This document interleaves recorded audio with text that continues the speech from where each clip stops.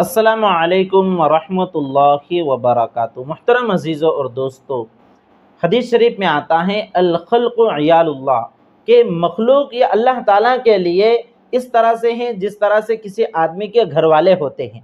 आदमी अपने घर वालों से जैसे मोहब्बत करता है, अपने बीवी बच्चों से मोहब्बत करता है, अपने भाई बहन माँ बाप से मोहब्बत करता है, तो एक जिस तरह उसका एक घर होता है, घर वाले होते हैं, तो इसी तरह अल्लाह ताला के लिए उसके सारे मखलूक इयाल के दर्जे में हैं।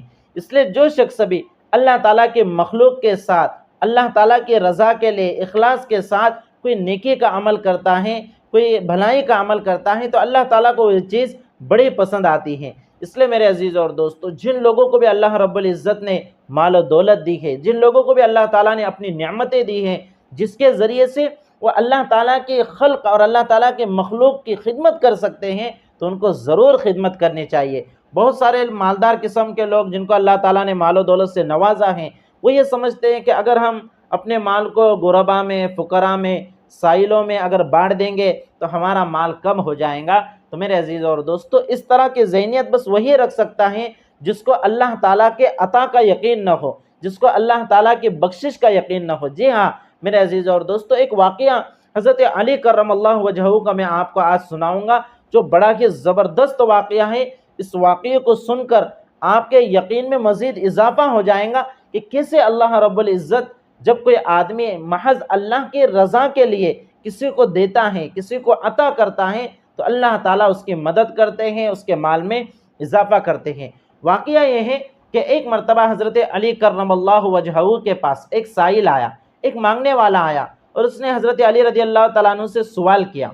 तो हज़रत अली रज़ी अल्लाह तआला अन्हु ने अपने बेटे हज़रत हसन या हज़रत हुसैन रज़ी अल्लाह तआला अन्हुमा से कहा कि जाओ और अपनी अम्मी के पास से 6 दिरहम जो मैंने उनके पास रखवाए हैं वो लेकर आओ।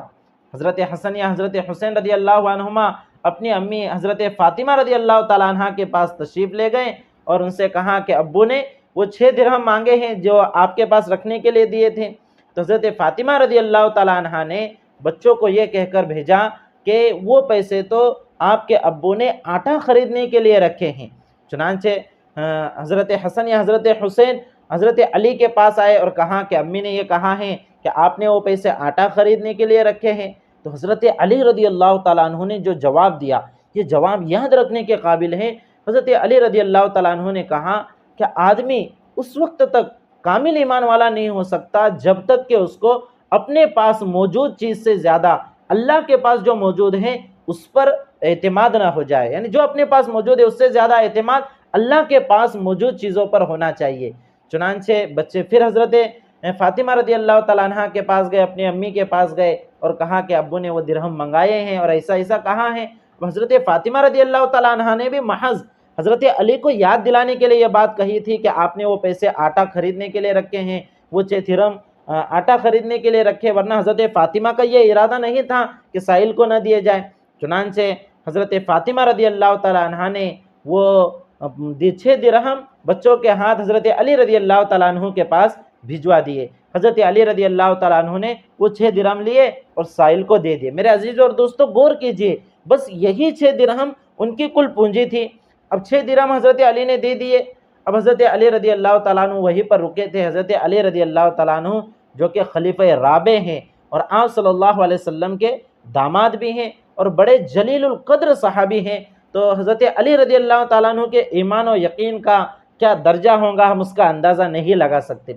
चुनांचे हज़रत अली रज़ी अल्लाह तआला अन्हु वहीं पर थे कि एक शख्स आया, वो अपने साथ अपना ऊँट लेकर आया था।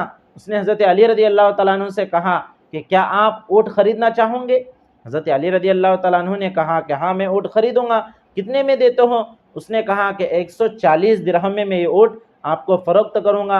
हज़रत अली रज़ी अल्लाह तआला अन्हु ने कहा कि ठीक है, लेकिन पैसे अभी मेरे पास नहीं हैं, दिरहम मेरे पास नहीं हैं, तो मैं ये उधारी आप मुझको दे दो, मैं बाद में इसके पैसे आपको दे दूँगा। चुनांचे वो सामने वाले शख्स राज़ी हो गए। आपने वो ऊँट ख़रीद लिया, अपने पास रखा और पैसे बाद में देने का वादा कर दिया। चुनांचे वो शख्स चला गया।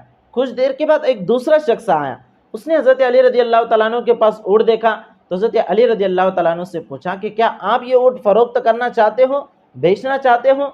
हज़रत अली रज़ी अल्लाह तआला अन्हु ने कहा कि हाँ ये ऊँट मैं बेचना चाहता हूँ। उसने पूछा कि कितने में बेचोगे?